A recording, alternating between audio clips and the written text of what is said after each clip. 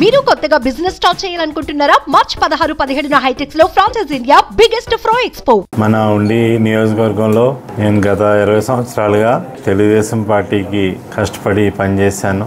మొన్న 24లో మ్యాండేట్ అడిగాం. మ్యాండేట్ ఇవ్వకపోగా కనీసం నన్ను సంప్రదించలేదు, కనీసం పిలవలేదు, చర్చించలేదు. వాళ్ళు ప్రకటించుకున్నారు. ఆ తీరు నన్ను చాలా బాధించింది, చాలా ఇబ్బంది పడ్డాను. అట్లాగే నాకున్న అభిమానులు కానీ, కార్యకర్తలు కానీ అందరూ కూడా, నియోజకవర్గ ప్రజలు కానీ నాకు మద్దతు తెలిపి సంఘీభావం కూడా తెలిపారు. అదే తీరులో సరే ఈ 15 రోజుల్లో అయినా, ఇప్పటికి 15 రోజులు అయింది, ఈ 15 రోజుల్లో కూడా అధిష్టానం తరపున ఎవరు కనీసం వచ్చి పలకరించిన పరిస్థితి లేదు. నీ సేవలు పార్టీకి అవసరమా లేదా అనే విషయాన్ని కూడా కనీసం చర్చించిన పరిస్థితి లేదు. కనీసం ఎలా ఉన్నామని మాట్లాడే పరిస్థితి కూడా లేని పరిస్థితి మన తెలుగుదేశం పార్టీ అధిష్టానం ఉంది అంటే చాలా బాధాకరంగా, ఇబ్బందికరంగా ఉంది.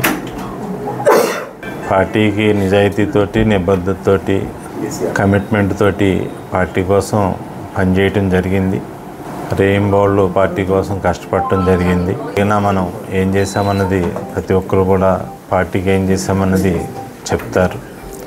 అటువంటి పరిస్థితి పార్టీలో కూడా అధిష్టానం కూడా తెలుసు నేను ఏ విధంగా పనిచేశాను, కొల్లేరు కోసం ఏ విధంగా పోరాటం చేశాను.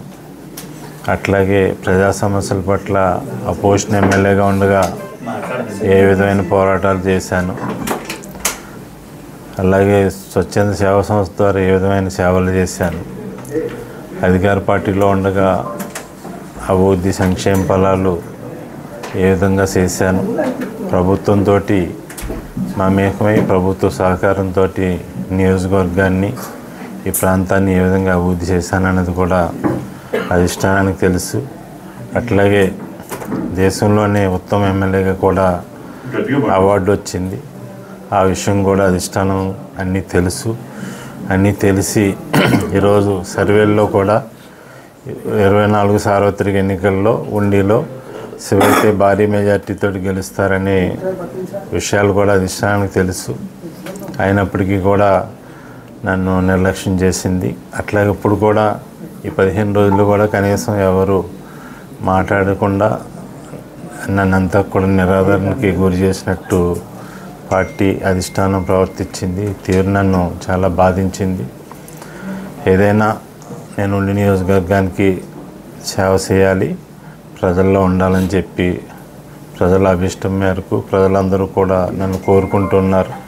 నేను 15 రోజులు కూడా నేను ఈ ఆఫీస్లో ఉన్నప్పుడు గ్రామాల నుంచి అందరూ కూడా వచ్చి మనం చేసిన అభివృద్ధి, సంక్షేమం, సేవలన్నింటినీ కూడా అందరూ కూడా గుర్తు చేసుకుంటూ మీ ద్వారానే మా పేద వర్గాలకు కానీ అందరికీ అందుబాటులో అండి విధానం కానీ అన్నీ కూడా మీ ద్వారానే జరుగుతాయి.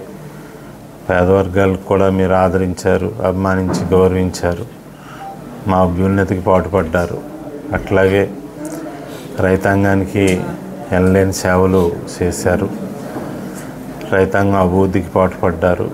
ప్రత్యేకించి ఆక్వా రంగాన్ని అగ్రభాగాన్న నిలబెట్టి రైతులు అభివృద్ధి చేయడానికి కష్టపడి పనిచేశారు. రైతాంగం అభివృద్ధికి, నియోజకవర్గ అభివృద్ధికి, మౌలిక వసతులకి, ప్రజల సంక్షేమానికి పాటుపడ్డ వ్యక్తిగా మీరు మా ముందు ఉండాలి, మా యందు ఉండాలి, నియోజకవర్గంలో మీ సేవలు మాకు కావాలని చెప్పి ప్రజలందరూ కూడా కోరుకుంటున్నారు. ఇటువంటి పరిస్థితుల్లో ప్రజలందరి అభిష్టం మేరకు నేను ఉండి నియోజకవర్గంలో ఎమ్మెల్యే అభ్యర్థిగా పోటీ చేయాలని చెప్పి నిర్ణయించుకున్నాను. ఆ నిర్ణయంలో వచ్చే 2 రోజులు కూడా మా విధేయులు, అట్లాగే మా అభిమానులు, శ్రేయోభిలాషులు, నాయకులు, కార్యకర్తలందరితో కూడా చర్చించి ఏ ప్లాట్ఫామ్ మీద నేను పోటీ చేయబోతున్నాననే విషయం మీకు శనివారం మధ్యాహ్నానికల్లా తెలియపరుస్తాను. ఏదేమైనా ఉండి నియోజకవర్గ ప్రజల అభిష్టం మేరకు ప్రజలందరికీ సేవ చేయడానికి, ప్రత్యేకించి రైతాంగానికి సేవ చేయడానికి బడుగు బలహీన వర్గాలు, పేద వర్గాలకి అండగా ఉండటానికి నేను సేవ చేయాలని, రాజకీయం ద్వారా ప్రజలందరికీ కూడా అభివృద్ధి సంక్షేమ ఫలాలు అందించాలని చెప్పి ప్రజలందరూ కోరుకుంటున్నారు. కాబట్టి ప్రజల కోరిక అభిష్టం మేరకు ఖచ్చితంగా ఈ సార్వత్రిక ఎన్నికల్లో ఉండి ఎమ్మెల్యే అభ్యర్థిగా పోటీ చేయాలని చెప్పి నేను నిర్ణయించుకున్నాను. అట్లాగే ప్రజలకి ఎవరు అందుబాటులో ఉంటారు, ప్రజలకి ఎవరు సేవ బాగా చేస్తారు, ఏదైతే ప్రతి సమస్య పట్ల ఎవరికి అవగాహన ఉంది, నియోజకవర్గంలో గతంలో మనం చేసిన అభివృద్ధి సంక్షేమం, రైతాంగానికి చేసిన సేవలు, ఏదైతే కరెంటు విషయంలో నిరంతరం 24 గంటలు కరెంటు తీసుకొచ్చిన విధానం, ఆక్వా రంగాన్ని అభివృద్ధి చేసిన విధానం, మంచినీటి సమస్యను పరిష్కారం చేసిన విధానం, సాగునీటి ఇబ్బంది లేకుండా చేసిన విధానం, పొలాలు ముంపుకు గురవకుండా మురుక్కాలను బాగు చేసిన విధానం, మౌలిక వసతులు కల్పించిన విధానం, గ్రామాల్లో సీసీ రోడ్లు ఏర్పాటు చేసిన పరిస్థితి అన్నీ కూడా ప్రజలందరికీ కూడా తెలుసు. నిరంతరం అభివృద్ధి సంక్షేమం ధ్యేయంగా ప్రజలకు అందుబాటులో ఉండే వ్యక్తి ఎవరన్నది కూడా ప్రజలందరికీ కూడా తెలుసు. ప్రజలందరూ కూడా నిర్ణయించుకుని నాకు ఖచ్చితంగా అవకాశం ఇచ్చి నన్ను ప్రజాప్రతినిధిగా ఎన్నుకొని నా సేవలు, నా పని విధానాన్ని అందరూ కూడా ఆదరించి గౌరవించి నన్ను అభిమానిస్తారనే నమ్మకంతో నేను ప్రజాక్షేత్రంలోకి రాబోతున్నాను.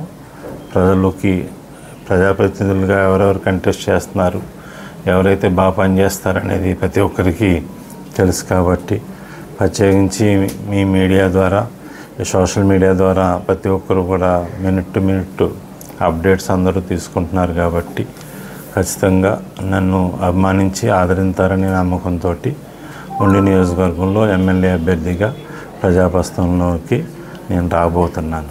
తెలుగుదేశం పార్టీతో అనుబంధాన్ని పూర్తిగా తెంచుకున్నారా, దాంట్లో కొనసాగుతున్నారా?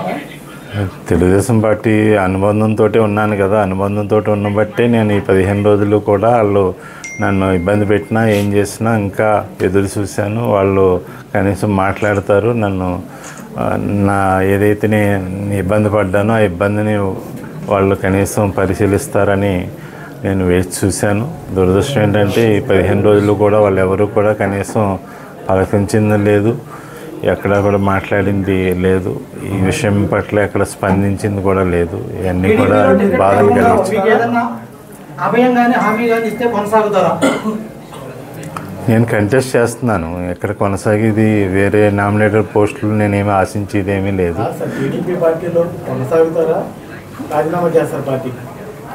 నేను ప్రజాక్షేత్రంలో ఉండబోతున్నాను కదా, ఖచ్చితంగా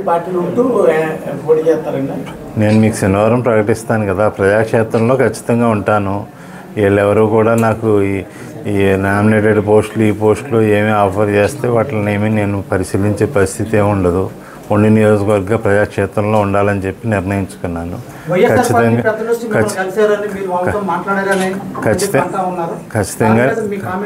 ఖచ్చితంగా నేను పోటీ చేస్తున్నాను. అట్లాగే ఈ వైఎస్ఆర్ పార్టీ వాళ్ళు నేను ఉండి నియోజకవర్గంలో అందరివాడిగా ఉన్నాను. పార్టీలకి రైతంగా అందరికీ కూడా పనిచేశాను. ప్రత్యేకించి ఇక్కడ రైతాంగానికి ఏ లోటు లేకుండా రైతులతోటి మమేకమై పనిచేశాను. కాబట్టి రైతుల్లో అన్ని పార్టీలకి మద్దతు ఇచ్చేవారు అందరూ ఉంటారు.